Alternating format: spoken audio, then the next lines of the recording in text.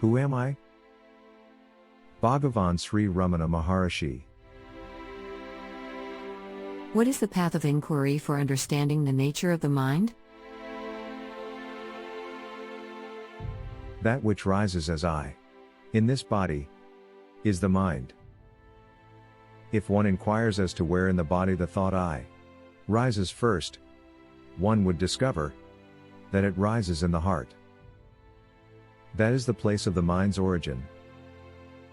Even if one thinks constantly I, one will be led to that place. Of all the thoughts that arise in the mind, the I thought is the first. It is only after the rise of this that the other thoughts arise. It is after the appearance of the first personal pronoun that the second and third personal pronouns appear. Without the first personal pronoun, there will not be the second and third. How will the mind become quiescent? By the inquiry, who am I? The thought who am I will destroy all other thoughts, and like the stick used for stirring the burning pyre, it will itself in the end get destroyed. Then, there will arise self-realization. What is the means for constantly holding on to the thought who am I? When other thoughts arise, one should not pursue them, but should inquire, to whom do they arise? It does not matter how many thoughts arise. As each thought arises, one should inquire with diligence, to whom has this thought arisen? The answer that would emerge would be, to me. Thereupon if one inquires, who am I? The mind will go back to its source, and the thought that arose will become quiescent. With repeated practice in this manner, the mind will develop the skill to stay in its source.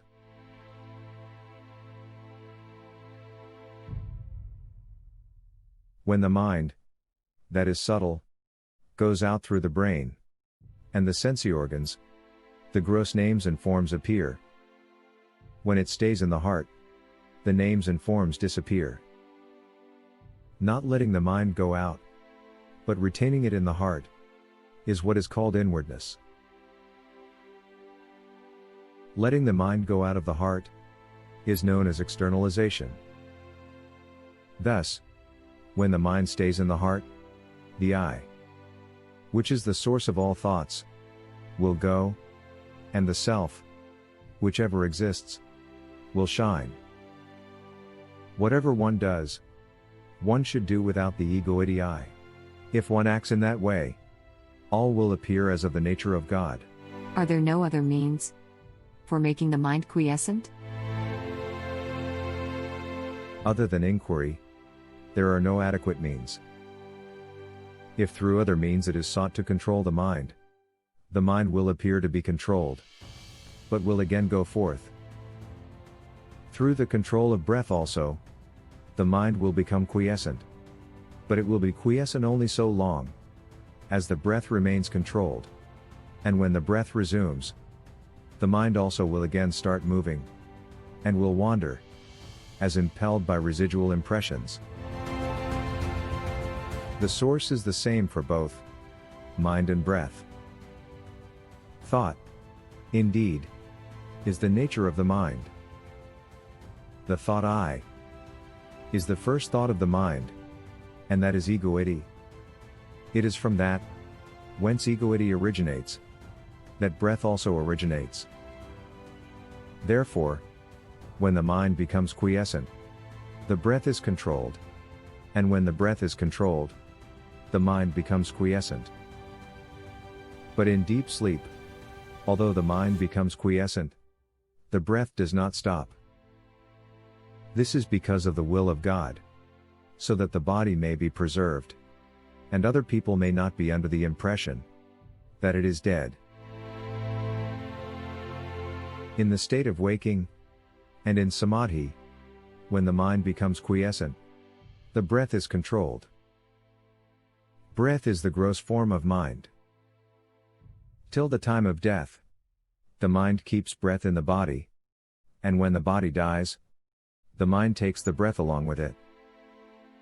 Therefore, the exercise of breath control is only an aid for rendering the mind quiescent. It will not destroy the mind. Like the practice of breath control, meditation on the forms of God, repetition of mantras, restriction on food, etc., are but aids for rendering the mind quiescent. Through meditation on the forms of God, and through repetition of mantras, the mind becomes one-pointed. The mind will always be wandering. Just as when a chain is given to an elephant to hold in its trunk, it will go along, grasping the chain, and nothing else, so also when the mind is occupied with a name or form, it will grasp that alone. When the mind expands in the form of countless thoughts, each thought becomes weak. But as thoughts get resolved, the mind becomes one-pointed and strong. For such a mind, self-inquiry will become easy. Of all the restrictive rules, that relating to the taking of sattvic food in moderate quantities is the best.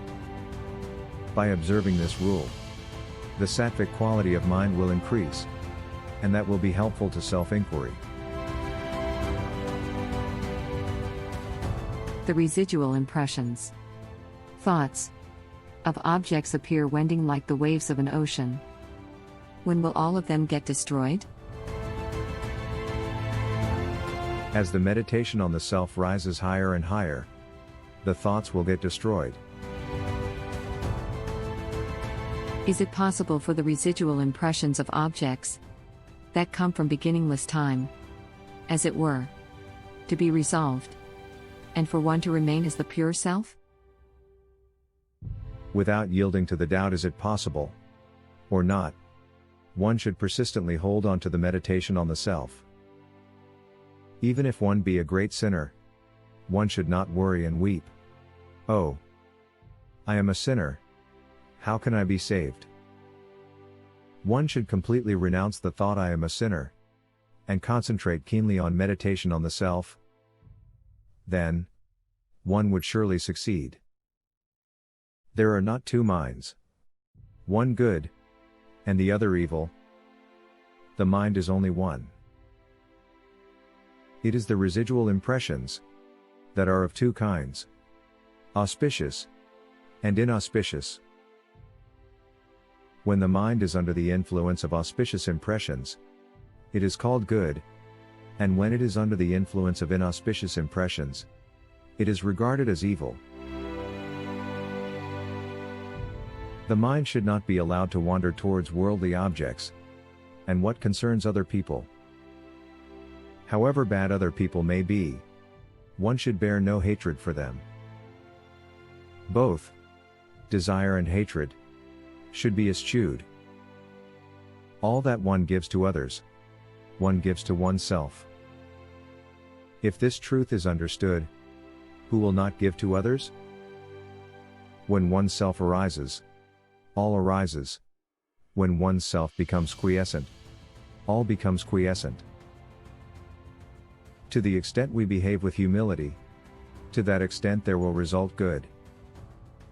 If the mind is rendered quiescent, one may live anywhere.